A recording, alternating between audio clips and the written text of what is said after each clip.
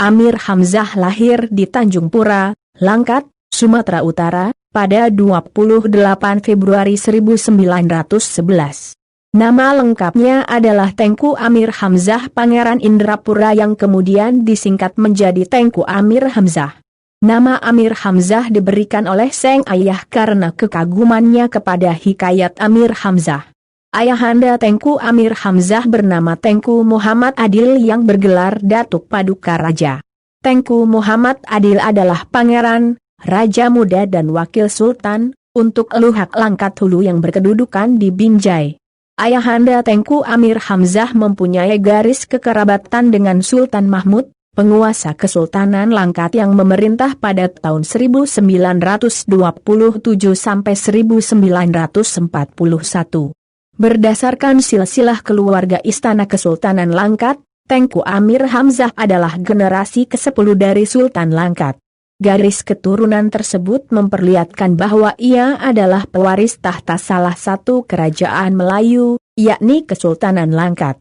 Amir Hamzah menghabiskan masa kecil di kampung halamannya. Oleh teman-teman sepermainannya, Amir kecil biasa dipanggil dengan julukan Tengku Busu atau Tengku yang Bungsu.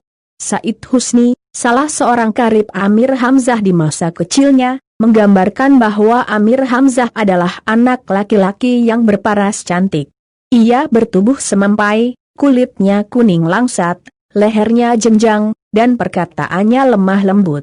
Singkat kata, Amir Hamzah di waktu kecil adalah anak manis yang menjadi kesayangan semua orang. Amir Hamzah mulai mengenyam pendidikan pada umur 5 tahun dengan bersekolah di Langkat Shi School di Tanjung Pura pada 1916. Sekolah ini didirikan oleh Sultan Mahmud Abdul Aziz, ayahanda Sultan Mahmud, pada 1906. Sebagian besar guru di sekolah Amir Hamzah adalah orang Belanda, hanya ada satu orang saja guru Melayu. Pada mulanya, sekolah ini hanya berupa sekolah desa dengan masa tempuh studi 3 tahun, kemudian berubah menjadi sekolah Melayu dengan masa tempuh studi 5 tahun, dan terakhir menjadi Langkat Shi School dengan masa tempuh studi 7 tahun. Setelah tamat dari Langkat Shi School, Amir Hamzah melanjutkan pendidikannya di Mulo, sekolah tinggi di Medan. Setahun kemudian, Amir Hamzah pindah ke Batavia atau Jakarta untuk melanjutkan sekolah di Kristolik Mulo Menjangan. Amir Hamzah lulus dari sekolah itu pada 1927. Amir Hamzah kemudian melanjutkan studinya di AMS, Aglemene Middlebury School, sekolah lanjutan tingkat atas di Solo, Jawa Tengah. Ia mengambil disiplin ilmu pada jurusan sastra timur.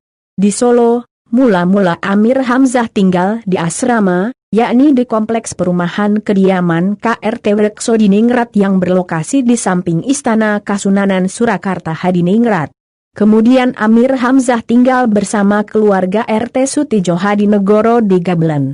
Amir Hamzah adalah seorang siswa yang memiliki kedisiplinan tinggi. Segalanya serba beres, buku-bukunya rapih tersusun di atas rak, pakaian tidak tergantung di mana saja, dan spray tempat tidurnya pun licin tidak kerisit kisut. Persis seperti kamar seorang gadis remaja. Selama mengenyam pendidikan di Solo, Amir Hamzah mulai mengasah minatnya pada sastra sekaligus obsesi kepenyairannya. Pada waktu-waktu itulah Amir Hamzah mulai menulis beberapa sajak pertamanya yang kemudian terangkum dalam antologi Buah Rindu, terbit pada 1943. Ajib Rosidi memandang puisi-puisi dalam Buah Rindu adalah puisi Amir Hamzah pada masa-masa latihan kepenyairan. Demikian pula dengan anggapan Amir Hamzah sendiri bahwa Buah Rindu hanya sebagai latihan sebelum akhirnya ia menulis sajak-sajak sebagaimana yang terangkum dalam Nyanyi Sunyi. Hal inilah yang menjadi alasan mengapa puisi-puisi dalam Buah Rindu belum menunjukkan kualitas sebagaimana yang terlihat dalam antologi Nyanyi Sunyi. Pada waktu tinggal di Solo, Amir Hamzah juga menjalin pertemanan dengan Armin Pane dan Ahdiat Kamiharja. Ketiganya sama-sama mengenyam pendidikan di AMS Solo, bahkan mereka satu kelas di sekolah itu. Di kemudian hari, ketiga orang ini mempunyai tempat tersendiri dalam ranah kesusastraan di Indonesia. Proses kepenulisan Amir Hamzah sewaktu di Solo merupakan proses awal yang menentukan posisi kepenyairannya. Ini adalah proses pembentukan dan pematangan dari seorang Amir Hamzah sebagai manusia. Intensitas proses Amir Hamzah sebagai manusia dan penyair kemudian berlanjut ketika ia meneruskan pendidikannya di Batavia. Dua periode ini merupakan masa proses yang paling kompleks dan intensif dalam kehidupan Amir Hamzah. Intensitas pergulatan Amir Hamzah dengan berbagai peristiwa kemudian tercermin ke dalam sajak-sajaknya. Bahkan, boleh jadi sajak-sajak Amir Hamzah identik dengan jalan hidupnya. Kesan seperti ini tidak dapat dihindarkan karena sajak-sajak Amir Hamzah sepertinya secara langsung mencerminkan fakta dan peristiwa empiris dalam kehidupan, perenungan, serta pergulatan dan pencapaiannya di dunia sebagai manusia. Setelah studinya di Solo selesai, Amir Hamzah kembali ke Jakarta untuk melanjutkan studi ke Sekolah Hakim Tinggi pada tahun 1934. Semasa di Jakarta, kesadaran kebangsaan di dalam jiwa Amir Hamzah kian kuat dan berpengaruh pada wataknya. Meskipun keturunan raja, ia tidak pernah memperlihatkan sikap feodal. Kesadaran kebangsaan dan kerakyatan Amir Hamzah tercermin dari lingkungan pergaulannya, juga dari pekerjaan tambahannya sebagai pengajar di perguruan rakyat, lembaga pendidikan yang merupakan bagian dari Taman Siswa di Jakarta. Bersama beberapa orang rekannya di perguruan rakyat, termasuk Sumanang, Sugiyarti, Sultan Takdir Ali Syahbana, Armin Pane, dan lainnya, Amir Hamzah menggagas penerbitan majalah Pujangga Baru. Amir Hamzah mulai menyiarkan sajak-sajak karyanya ketika masih tinggal di Solo. Di majalah Timbul yang diasuh Sanusi Pane, Amir Hamzah menyiarkan puisinya berjudul Mabuk dan Sunyi yang menandai debutnya di dunia kesusastraan Indonesia. Selain itu, sajak-sajaknya juga dipublikasikan di rubrik Sastra Panji Pustaka Asuhan Sultan Takdir Ali Syahbana. Selain menulis sajak, Amir Hamzah juga menulis prosa dan esai tentang kesusastraan. Sajak-sajak Amir Hamzah cenderung terlihat lebih ke gaya sastra Timur. Sejak dimuat di majalah Timbul, karya sastra Amir Hamzah terus muncul di berbagai media massa, misalnya di majalah Pujangga Baru, Panji Pustaka, dan lain-lain. Nama Amir Hamzah mulai dikenal, dan lingkungan pergaulannya dengan kalangan sastrawan pun mulai berlangsung intensif. Beberapa sastrawan yang semasa dengan Amir Hamzah antara lain Armin Pane, Sanusi Pane, Sultan Takdir Ali Syahbana, Muhammad Yamin, dan lainnya.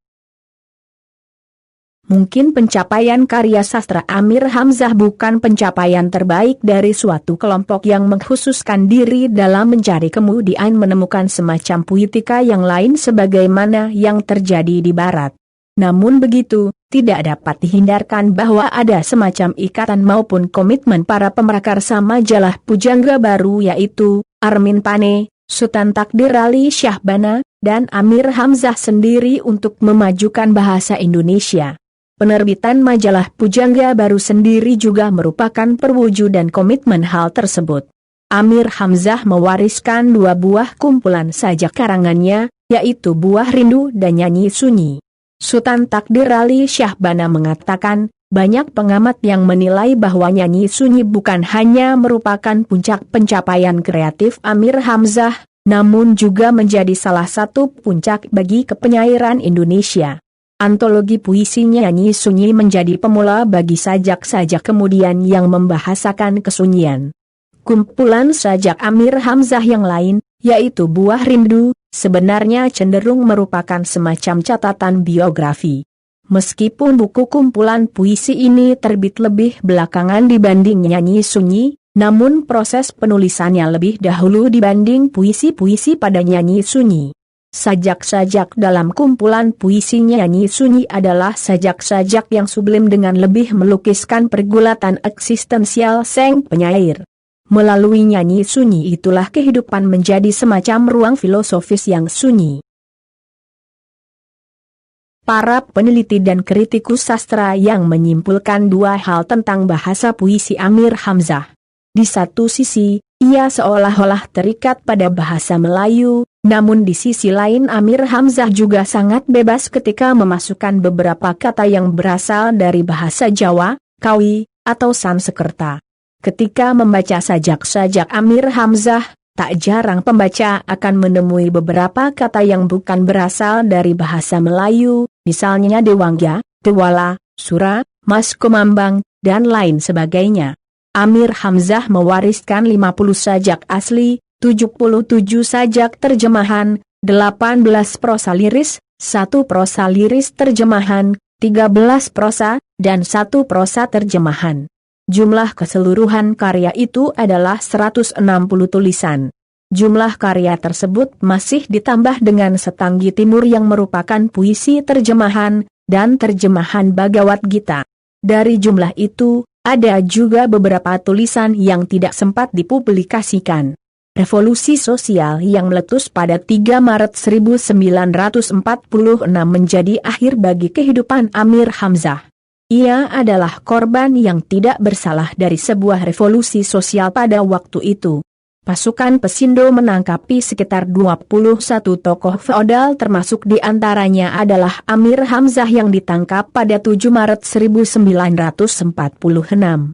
Kemudian, pada dini hari tanggal 20 Maret 1946, orang-orang yang ditangkap itu dihukum mati.